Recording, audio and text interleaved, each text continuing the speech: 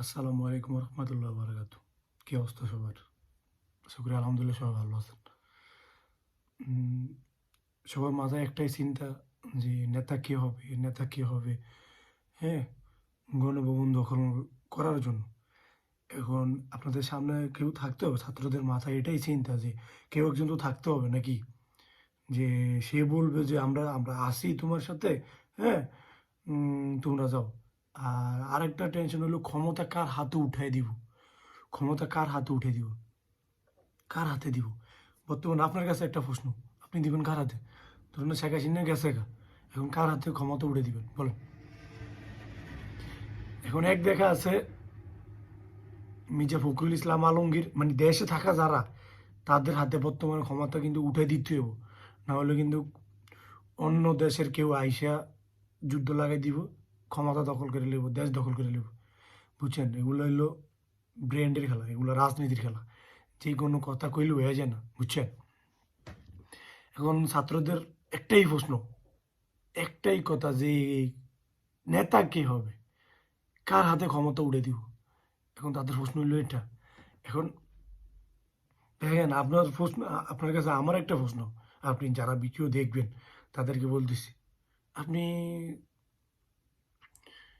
বলেন কার হাতে ক্ষমতা উড়ে দিবেন? আপনি বলেন কার হাতে এখন বর্তমানে দেশে যারা আছে, কার হাতে উড়ে দিবেন? এটা ছাত্র যে হ্যার বলে যাইবো, হ্যাঁ, যে গণভবন দখল করার লেগে কার হাতে ক্ষমতা উড়ে দিবেন আপনি বলেন না? সেনাবাহিনী তো না, সেনাবাহিনী হচ্ছে হাসিনার, হাসিনার ফোলা, ওই যে আছে আর কি, মেন প্রধান। হে হয়েছে হাসিনার ফুফাতো ভাই না জানি কি। হ্যাঁ, হে আর কতগুলো আপনার খালি হইলে। এখন আপনারা দেশের যে কোনো একজনের হাতে উড়ে দিতে হইব। কার হাতে উড়ে দিবেন?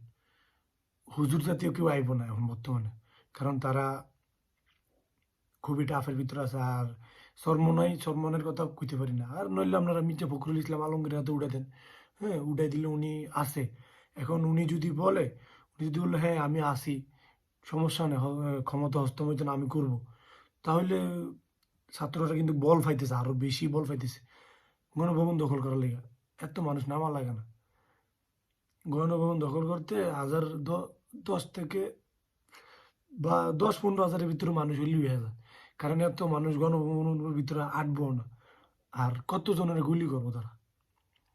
তাদের গুলি করতে করতে এমন পর্যায়ে যাইব যে হে গরু উপর দিয়ে ছুটতে যাবো গা মানুষ, বুঝছেন? তো এখন দেখেন, কি বলবো, আমরা জানি না এটা এত বড় কথা।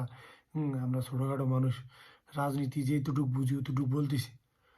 এখন বিএনপি জামাত যদি বললে আমরা নাই, যদি বলে আমরা নাই, এটা তো একটা পয়েন্ট আছে। হ্যাঁ, সবাই কি সিভিল বেসে নেমে যাবো সবাই লগে লগে।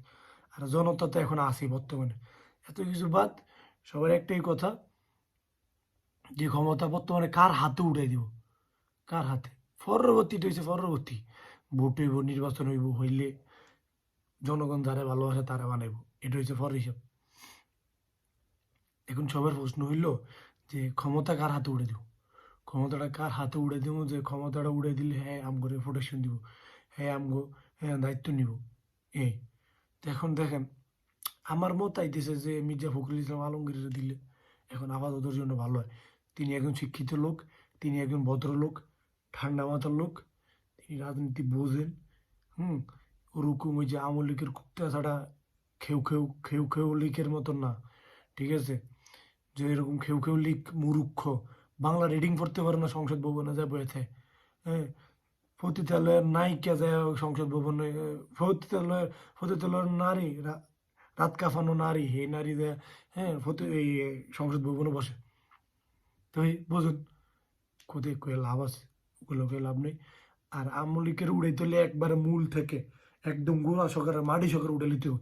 যেমন দ্বিতীয়বার কোনো একটা প্রাণী, মানে একটা পশু পাখি আয়া যেন, হ্যাঁ, খেউ খেউ করতে না পারে, এরকম ভাবে উড়াইতে হবে ডাইরেক্ট, কোনো কথা নেই। রেকর্ড করে দিতে হবে যে আমলিকের, খেউ খেউ লিগের কোনো একটা প্রাণী নাই দেশে, ডাইরেক্ট মূল থেকে উঠে নিতে হবে। কারণ এরা থাকলেই সমস্যা, এরা থাকলেই সমস্যা। আর যারা এখন বর্তমানে খেউ খেউ করতেছে, তোমার নেতা কিন্তু অলরেডি ফ্লাডে, আর তুমি এখনো কিন্তু রাস্তায় পড়ে আছো। যত যাই করো তোমার কয় টাকা দিছে? 50,000, 1 লাখ, 2 লাখ, 3 লাখ, 4 লাখ, 5 লাখ। আরে 5 লাখ তো একটা মানে নর্মাল একটা দেশে আইতে ভিসা লাগে। আর তুমি যত খেউ খেউ করছো না, তোমার তো সবাই চিনি, আমরা প্রবাসীরা তো সবসময় ভিডিও দেখতাম, তোমার তো চিনি। কুত্তা ফিডান ফিডাইবো, আর যারা এখন বর্তমানে খেউ খেউ করে ঘরে থাকবা মনে করো, ঘর তো নিয়ে বেরিলেও মা বাপ চাইবো না, ঠিক আছে? তো এখনো যারা শুধরাও নেয়, তাদের বিবেককে এখনো কুত্তার মতো নেয়, কুত্তার মতন আগে ঘরে যাওয়া। যত খেউ খেউ করছো ঘরে যাওয়া, কারণ তোমার নেতা দেশেরা ফালাইছে, দেশেরা ফালাইছে। এখন বর্তমানে আছে কি, হ্যাঁ বুবু আছে, মানে খেউ খেউ বুবুর, হ্যাঁ কুত্তার বুবুর আছে, বাস কুত্তাকে বুবু আছে। এখন হ্যাঁ ফালানোর সময়, হ্যাঁ ফালানোর সময় হয়ে যাবে আজকের দিনে ইনশাল্লাহ। হ্যাঁ ফালাইলে সব কিছু খতম, তখন তোমরা কই যাবা? তখন তো ঘরে ঘরেতে আইনা আইনা আইনা আইনা জবাই কর, ডাইরেক্ট জবাই। যারা শটগান লে আসছো না, শটগান পিছন দিয়ে এমনি ঢুকে দেবো বাস, মাথা রেখে কিন্তু। ঠিক আছে, এখন আমার একটাই প্রশ্ন, ছাত্রকে একটাই প্রশ্ন, ক্ষমতা কার হাতে উঠে দিব?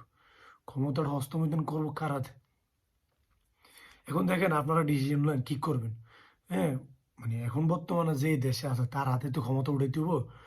এখন বাবুরে মির্জা ফখরুল ইসলাম আমার দেখায় খুব ভালো লোক। আর না হইলে এখন ইয়াং জেনারেশনের ভিতরে, হ্যাঁ আছে কে, আবু তো আদনান, ওনার হাতে উঠে দেন ক্ষমতা। উনি কিন্তু রাজনীতি বোঝেন, কম বেশ বোঝেন। তারা কিন্তু ক্ষমতাতে আসলে পুরো দেশটারা ফাটা নিতে পারবো, ইসলাম প্রচার হবো। আমরা আমরা মুসলমান কান্ট্রিতে মুসলমান থাকবো, হিন্দু থাকবো না, ঠিক আছে? যত জালিয়াতি চলতো, নাচ গান সব বন্ধ হয়ে যাব এই দেশে। বাংলাদেশটারে এত সুন্দর করে গড়ে তুলবো তারা, এটাই ভালো হবে আমি মনে করি। মিজানুর রহমান আজহারি বা এই যে আবু তো আদনান, আর নাহলে মির্জা ফখরুল ইসলাম আলমগীর হাতে উড়াই দেন। উনি একজন শিক্ষিত লোক, উনি একজন ভদ্রলোক, উনি একজন সুশীল শান্ত লোক। ওনার হাতে ক্ষমতা উঠিয়ে দেন এখন বর্তমানের জন্য, আপাততর জন্য।